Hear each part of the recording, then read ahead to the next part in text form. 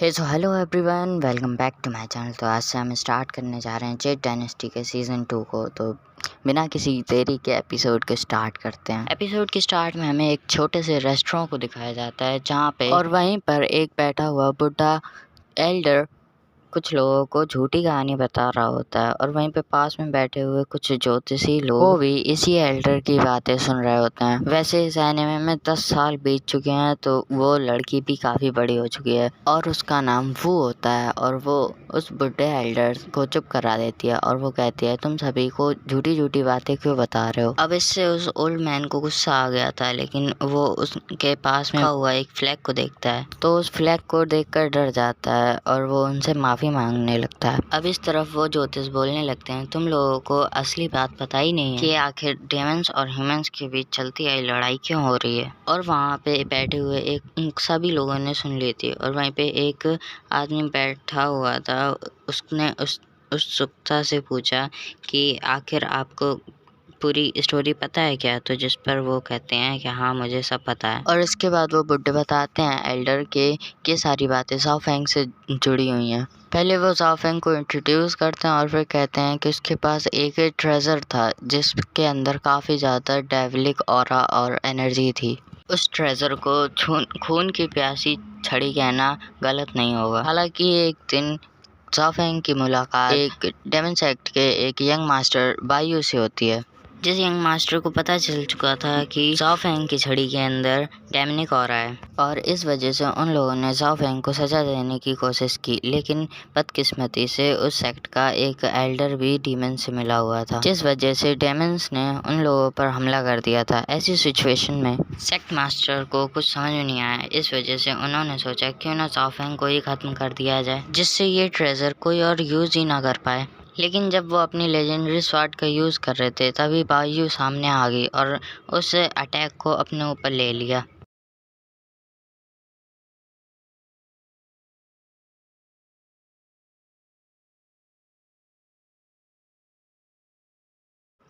जिसके बाद वो एल्डर बताते हैं बायू को बचाने का खाली एक ही रास्ता है, लेकिन वो बहुत ही मुश्किल रास्ता है।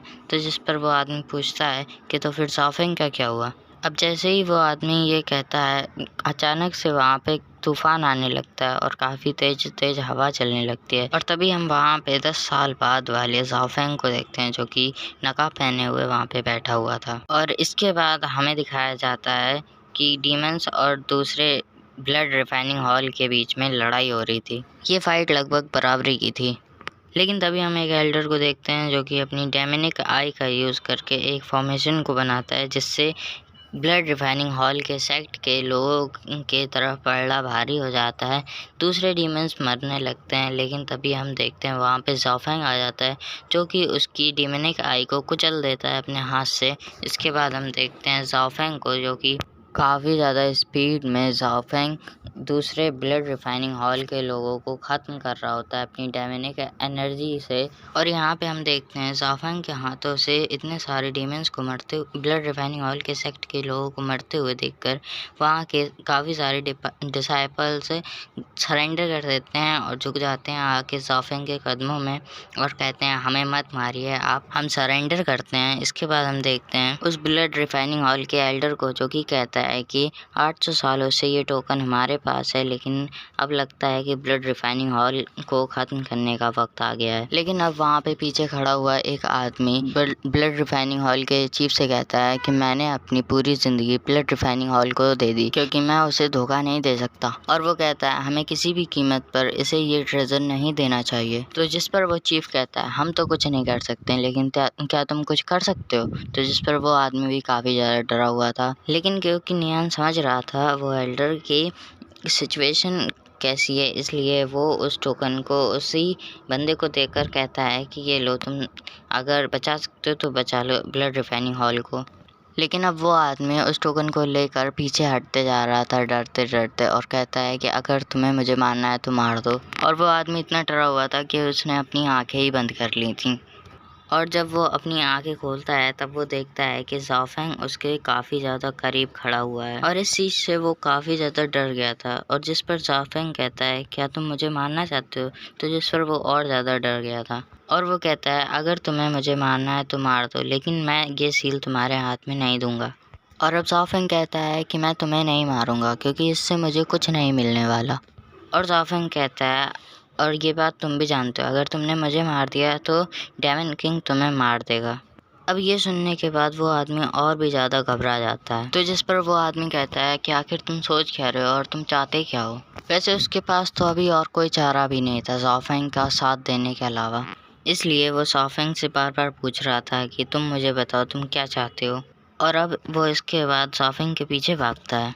और अभी ज़ाओफेंग बायू से मिलने जा रहा था, इसलिए वो रास्ते में जब किंगयू सेक्ट से निकलता है तब वो अपने स्टिक से उड़ के हुए जब जा रहा होता है तब उसकी स्टिक से निकलते हुए डेमनिक एनर्जी को महसूस करके वहाँ का जो प्रोटेक्टर गार्डियन था वो काफ़ी ज़्यादा डेवलिक मूवमेंट करने लगता है और अपने इस एक्ट को डिस्ट्रॉय करने के लिए एक वाटर बॉल बना लेता है। लेकिन तभी वहाँ के कुछ डिसाइपल्स अपनी पावर का यूज़ करके उसको रोकने की कोशिश करते हैं और वहीं पे एक स्वॉर्ड्समैन वाला लड़का अपने स्वॉर्ड से उसको फ्रीज़ करने की कोशिश करता है, लेकिन वो नहीं संभलता है। तभी वहाँ पे एक और सीनियर डिसाइपल आ जाते हैं जिनका नाम सीनियर बायू होता है और वो अपनी स्वॉर्ड की यूज़ करके उस वाटर बॉल को फ्रीज़ करके उसको टुकड़े में बाँट देती हैं। इसके बाद ज़ाओफेंग जैसे ही वहाँ से निकल जाता है वो गार्डियन ड्रैगन शांत हो जाता है और मिस बायू उसको ग्रीट करके नीचे आने लगते हैं, लेकिन वो ड्रैगन पहले नीचे चला जाता है। इसके बाद बायू भी नीचे आ जाती हैं। जैसे ही वो नीचे आती हैं तो जिस पर सीनियर लूवी कहते हैं कि आज ना जाने गार्डियन को क्या हो गया था। वो वैसे तो ऐसे गुस्सा नहीं करते थे और यहाँ पे हमें सीनियर वायु भी दिखाई जाती हैं जो कि काफ़ी ज़्यादा हैरान लग रही थी क्योंकि उनको भी पता था कि वो ड्रैगन ऐसे ही गुस्सा नहीं होता है। और अब इसके बाद सीन चेंज होता है, हम ज़ाओफेंग को देखते हैं जो कि उसी गुफा में आ गया था जहाँ पे बायू की बॉडी को रखा गया है। और ज़ाओफेंग यहाँ पे बायू से मिलने आया था क्योंकि वो उससे काफ़ी ज़्यादा प्यार करता है और वो कहता है, बायू देखो मैं आ गया तुम्हारे पास फिर से। इसके बाद वो बताता है कि वो डेमन किंग से मिलने आया है और वो आज सुबह की बात भी बताता है कि क्या हुआ आज। लेकिन फिर वो बताता है कि वो डेमन किंग से इसलिए डेमन किंग के साथ काम कर रहा है क्योंकि ताकि वो उस चीज़ को ढूंढ सके जिससे बायू को बचाया जा सकता है। और यहाँ पे हम ज़ाओफेंग को काफ़ी ज़्यादा दुखी देखते हैं और वो कहता है, क्या तुम्हें वो दिन याद है जब हम पहली बार मिले थे? और अब ज़ाओफेंग कहता है कि मैं उस दिन को कैसे भूल सकता हूँ और तुम्हें तो मुझसे ज़्यादा वो दिन याद होगा। इसके बाद ज़ाओफेंग कहता है कि सब कुछ बदल चुका है, कुछ भी पहले की तरह नहीं रहा, बस सेम हो तो तुम। वैसे ये बात तो ज़ाओफेंग को भी पता थी कि बायू जो भी ज़ाओफेंग बोल रहा है उनका जवाब नहीं दे सकती, लेकिन फिर भी वो इस उम्मीद में है कि काश बायू भी उसका जवाब दे। इसके बाद हमारा सीन शिफ्ट होता है, हम देखते हैं एक और लेडी को जो कि बायू की आंटी भी उसकी बातें सुन रही थी। वैसे उसकी ध्यान उसकी बातों पे नहीं था। वैसे वहाँ पे एक और आदमी आता है, वो कहता है कि सेक्टर लीडर तुम्हें बुला रहे हैं। वैसे बायू की आंटी उस इंसान से कहती हैं कि ज़ाओफेंग जब भी आता है वो बायू से मिलने के लिए ज़रूर आता है। तो जिस पर वो आदमी कहता है, तुम्हें उस पर ज़्यादा ध्यान नहीं देना चाहिए, भले ही वो बायू को पसंद करता है लेकिन सेक्ट लीडर भी उससे संभल कर बात करते हैं क्योंकि उनका मानना भी यही है कि ज़ाओफेंग के अंदर अभी भी डेमन्स के खिलाफ हेट्रेड्स बढ़ी हुई है। और अब यहाँ से सीन शिफ्ट होता है, हम जिंगयू को देखते हैं जो कि काफ़ी ज़्यादा बड़ा हो चुका है 10 सालों में और वो इस वक्त टेंपल के बाहर मेडिटेशन कर रहा था।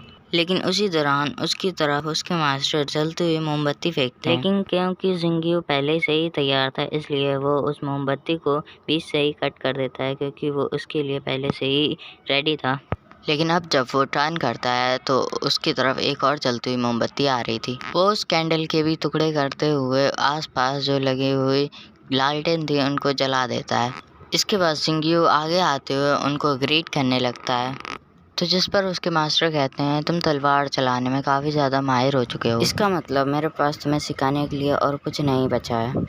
और वो कहते हैं, मैं तुम्हें यहाँ बताने के लिए ये आया था कि मुझे खबर मिली है कि किन्वू सेक्टर में कुछ बड़ा होने वाला है, जिस वजह से अभी यंग जनरेशन में सभी डिसाइपल्स को वहाँ पे बुलाया जा रहा है। मेरे हिसाब से तुम्हें भी वहाँ जाना चाहिए। अब यहाँ ओल्ड मैन को छोड़ के जाने के बाद से जिंगयू तो दुखी हो जाता है, तो जिस पर ओल्ड मो जोर जोर से हंसते हुए कहते हैं, तुम बेमतलब का ऐसा सड़ा हुआ चेहरा क्यों बना रहे हो। वैसे अब जिंगयू फिर से अपने घुटनों पे आ जाता है और कहता है, ओल्ड मो आपने मुझे बहुत कुछ सिखाया है, तो इसलिए मैं प्रॉमिस करता हूँ मेरी तलवार जब भी उठेगी किसी डीमन को खत्म करने के लिए ही उठेगी। आपने मुझे जो कुछ भी सिखाया है और समझाया है उसके लिए आपका बहुत बहुत शुक्रिया। और अब इतना कहते हुए जिंगयू वहाँ से चला जाता है। और अब हम देखते हैं वो ओल्ड मैन अगरबत्ती जला रहे होते हैं, लेकिन तभी वहाँ पे किन्वू सेक्ट के मास्टर आ जाते हैं।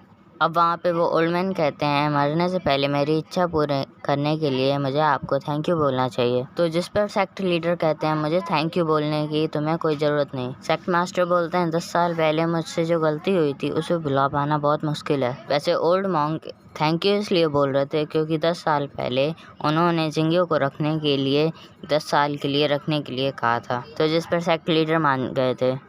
और इसके बाद हमारा सीन शिफ्ट होता है जहाँ पे हम डीमन सेक्ट के लीडर को देखते हैं। यहाँ पे डेमन किंग ने ज़ाओफेंग को अपने पास बुलाया हुआ था, ये बात बताने के लिए कि शायद किन्वू सेक्ट को कोई खास ट्रेजर मिला है। खास ट्रेजर के बारे में पता चला है जो कि वेस्टर्न स्वॉर्म के आसपास में है, और इसीलिए वो वहाँ पे टीम बना के निकलने वाले हैं। और वहाँ पे डीमन किंग का सोचना था कि वो अपने डीमंस को मिला के इंसानों पर हमला कर दे, लेकिन तो जिस पर ज़ाओफेंग कहता है, हमें अभी हमला नहीं करना चाहिए। ज़ाओफेंग के हिसाब से सिंगफेंग सेक्ट वाले किसी दूसरे सेक्ट से भी हाथ मिलाएंगे, इसलिए हमें बस उस समय का इंतजार करना है और अभी हम हमला नहीं करेंगे क्योंकि अभी तो हमें पता भी नहीं है हमारी लड़ाई किससे है। ये सुनकर डेमन किंग हैरान था। एक तरह से देखा जाए तो ज़ाओफेंग ने उसकी बात काट दी है। तो अब जिस पर डेमन किंग कहता है कि हैरान हूँ कि तुम बिल्कुल वैसे ही सोचते हो जैसे मैं सोचता हूँ। तो जिस पर ज़ाओफेंग कहता है, मैं पिछले 10 साल से आपके साथ हूँ और इस दौरान मैंने आपसे कई सारी चीज़ें सीखी हैं, और वैसे भी आप बहुत समझ बूझ के डिसीजन लेते हो। तो जिस पर डेमन किंग कहता है, कमाल है, 10 साल में तुम्हारी सोच बिल्कुल मेरी जैसी हो गई है। और अब डेमन एम्परर नीचे आते हुए ज़ाओफेंग को एक लेटर देता है और कहता है, मैंने कुछ लोगों से बात की है, वो तुम्हारी बात मानेंगे और तुम्हारा साथ देंगे, इसलिए मेरे हिसाब से तुम्हें वहाँ से निकल जाना चाहिए। वैसे यहाँ पे शायद उसी जगह की बात हो रही जहाँ पे वो ट्रेजर है।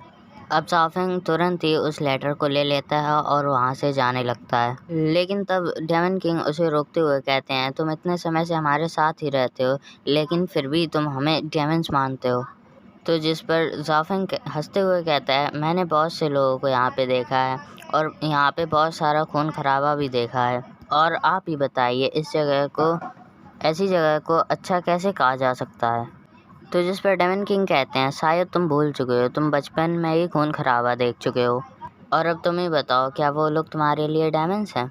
तो जिस पर ज़ाओफेंग कहता है, मुझे ये सब नहीं पता, और ये कहते हुए वो वहाँ से आगे बढ़ जाता है। और अब हमें किन्वू सेक्ट दिखाया जाता है जहाँ पे डिसाइपल्स इकट्ठा हो रहे होते हैं। यहाँ अभी हज़ारों के रूप में डिसाइपल्स मौजूद थे, और जब सारे डिसाइपल्स आ जाते हैं तब तो अब सेक्ट मास्टर बताते हैं, हमें एक मिस्टीरियस ट्रेजर के बारे में पता चला है जो कि वेस्टर्न स्वॉर्म में है। वो कहते हैं कि कुछ अच्छे लेवल के डिसाइपल्स वहाँ पे जाएं क्योंकि वहाँ पे डायमंड्स भी आने वाले हैं उस ट्रेजर को लेने के लिए। वो सभी से कहते हैं कि हमें किसी भी कीमत पे उस ट्रेजर को उनके हाथ में नहीं लगने देना है, और इस चीज़ में हमारी मदद क्लैनियन टेम्पल के कुछ मॉन्क्स और दूसरी वैलीज के डिसाइपल्स भी करने वाले हैं। जिसके बाद हम बाहर देखते हैं जहाँ पे तियानलिंग टेम्पल के कुछ डिसाइपल्स आना स्टार्ट हो गए थे, और इसके लास्ट में हमें ज़ाओफेंग को भी दिखाया जाता है जो कि उस ट्रेजर को ढूंढने के लिए अकेले ही निकल पड़ा था। लेकिन अब इसी के साथ इस पार्ट की एंडिंग यहीं पर होती है। थैंक्स फॉर वॉचिंग, और सब्सक्राइब कर लीजिए क्योंकि काफ़ी सारे लोगों ने नहीं किया है। और हाँ, मेरी दीदी ने सराउंडिंग दी हेवंस को स्टार्ट किया है तो उसको भी सब्सक्राइब, और इसके नेक्स्ट एपिसोड भी जल्दी आ जाएंगे। तब तक